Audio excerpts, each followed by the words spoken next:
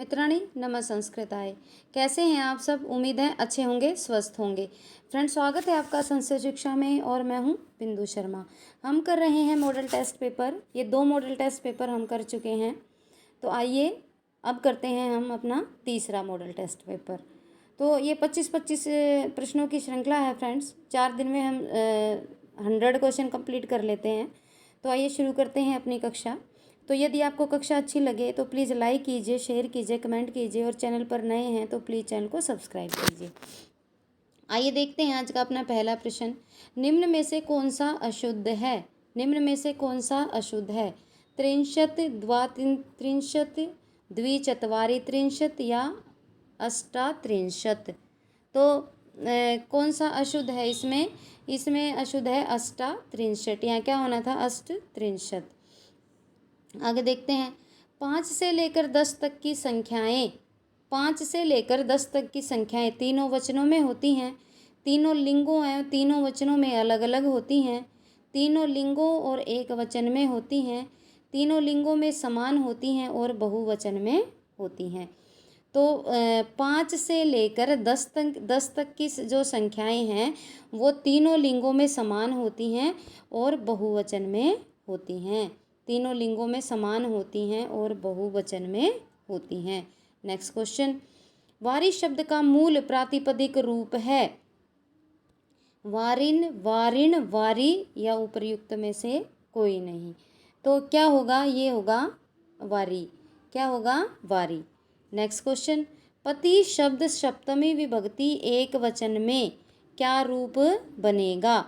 पति शब्द सप्तमी विभक्ति एक वचन, पतौ, पत्यो, पते या पत्याम। तो क्या रूप बनेगा इसका? इसका बनेगा पत्यौ। पति शब्द सप्तमी विभक्ति एक वचन, क्या बनेगा? पत्यौ। Next question. दधि षष्ठी विभक्ति का बहुवचन रूप है। दधीनाम, दधीनाम, दधीनाम, ददनाम या ददनाम। तो क्या बनेगा? ये बनेगा ददनाम। आधा ध आएगा इसमें। दधि षष्ठी विभक्ति बहुवचन। Next question. रमयांतर कमिलिनी हरित सरोभी में छंद है। रमयांतर कमिलिनी हरित सरोभी में छंद है, कौन सा है? मालिनी, वसंत तिलका, हरिणी या वंशस्थ।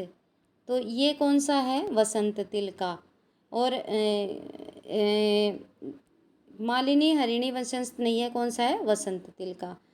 तो क्या है इसका उदाहरण? उगता वसंत तिलका तब जा जगऊगा। आगे देखते हैं। त्वतु प्रत्यय का प्रयोग होता है कर्तृवाच्य में, कर्मवाच्य में, भाववाच्य में या कर्मकर्तृवाच्य में। तो कत्वतु का प्रत्यय का प्रयोग होता है कर्तृवाच्य में, कर्तृवाच्य में। Next question. जानम पद में है लिंगाधिक्य अनियत लिंग, अलिंग में प्रथमा या नियत लिंग में प्रथमा। तो ज्ञानम पद में क्या है? ज्ञानम पद में है नियत लिंग में प्रथमा। ज्ञानम पद क्या है? नियत लिंग में प्रथमा। Next question. तम ब्राह्मण में संधि का कौन सा सूत्र प्रयुक्त है? तम ब्राह्मण में संधि का कौन सा सूत्र प्रयुक्त है? झलाम जशोअंते, झलाम जस जशी, खरी च या स्तोष स्तुनाश चू। तो क्या है? ये है झलाम जशोअंते। क्या है? झलाम जशोअंते। Next question. वृक भीति में समास है। वृक भीति में कौन सा समास है? कर्मधारय, तृतीया तत्पुरुष, पंचमी तत्पुरुष या षष्ठी तत्पुरुष। तो वृक भीति में कौन सा समास है? भ्यानाम भयतु में, इसमें जब भय लगे तो कौन सी विभक्ति प्रयोग होती है? पंचमी। Next question.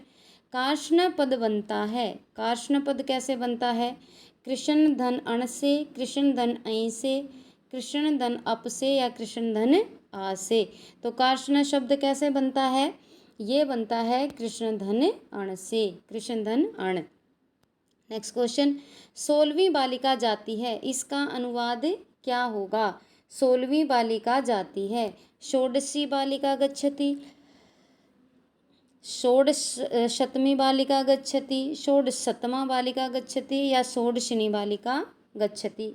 तो क्या होगा, ये होगा षोडशी बालिका गच्छति, षोडशी बालिका गच्छति। नेक्स्ट क्वेश्चन, समाययु पद में कौन सा लकार है?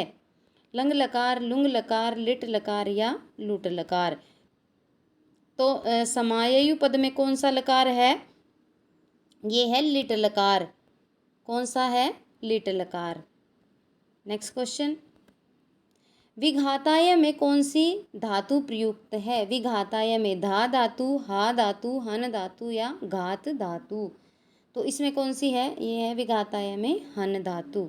नेक्स्ट क्वेश्चन, परेतरान का अर्थ है, परेतरान कौन होते हैं? दुष्टजन, शत्रुजन, आत्मीय जन या परतंत्र जन। तो परेतरान कौन होते हैं? जो आत्मीय जन होते हैं वो क्या होते हैं? परेतरान। क्या होते हैं? परेतरान।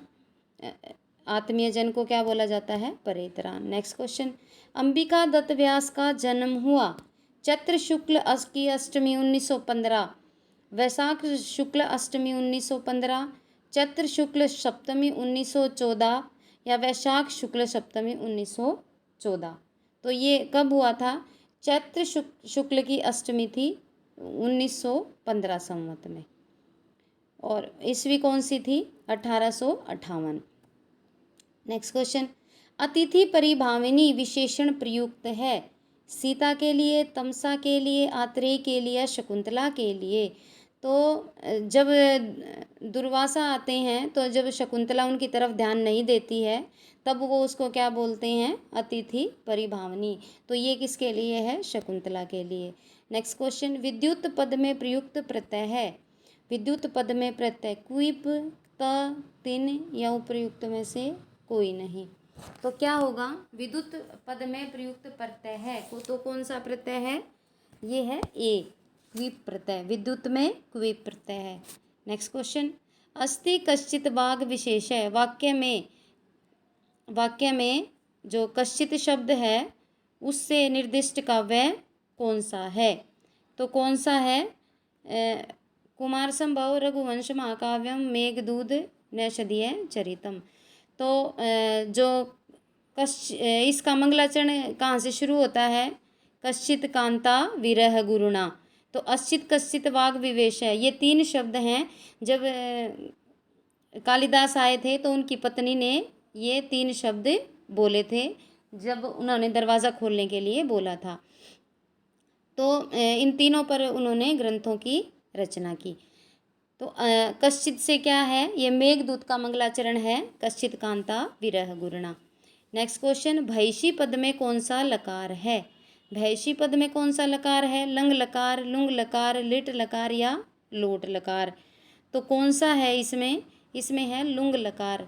भैषी पद में कौन सा लकार है? लुंग लकार। नेक्स्ट क्वेश्चन, काम इदानीम सकामो भवतु, यह वाक्य विज्ञान शाकुंतलम के किस अंक में आया है? द्वितीय में, तृतीय में, चतुर्थ में या पंचम अंक में। तो ये कहाँ पर आया है? ये आया है चतुर्थ अंक में। और इसको कौन बोलती है? इसको अनसुईया बोलती है कि काममिदामी सकामो भवतु, जब दुष्यंत शकुंतला को छोड़कर चले जाते हैं। आगे देखते हैं, गुणवती कन्या प्रतिपादिता, यह कथन किसका है? कण्व का, शार्ंगरव का, प्रियंवदा का या अनसुईया का। तो यह कथन अनसुईया का है। ये कब का है? कि जब प्रियंवदा कहती है कि पिताजी शायद इस गंधर्व विवाह को मानेंगे या नहीं मानेंगे, लेकिन अनसुईया कहती है कि हर एक पिता चाहता है कि जो उसकी कन्या है उसी के अनुसार उसको वर प्राप्त हो। तो ये किसका कथन है? अनसुईया का। आगे देखते हैं, आत्मन आर्यवंशाश्चा अभिमन्या महे वाक्य कहा गया है। प्रशंसा के अर्थ में, क्रोध के अर्थ में, गौरव के अर्थ में या धिक्कार के अर्थ में। तो ये किसके अर्थ में कहा गया है? ये कहा गया है धिक्कार के अर्थ में। अंबिका दत्त व्यास के पितामह थे। कौन थे? गोविंद राम, पंडित राजाराम, दुर्गा दत्त या दलेर सिंह व्यास। तो कौन थे? ये थे पंडित राजाराम। नेक्स्ट क्वेश्चन, स पुस्तकानि पठती। तो इसका उत्तर क्या होगा? 25 का इसका उत्तर होगा बी। तेन पुस्तकानि पठ्यते, तेन पुस्तकानि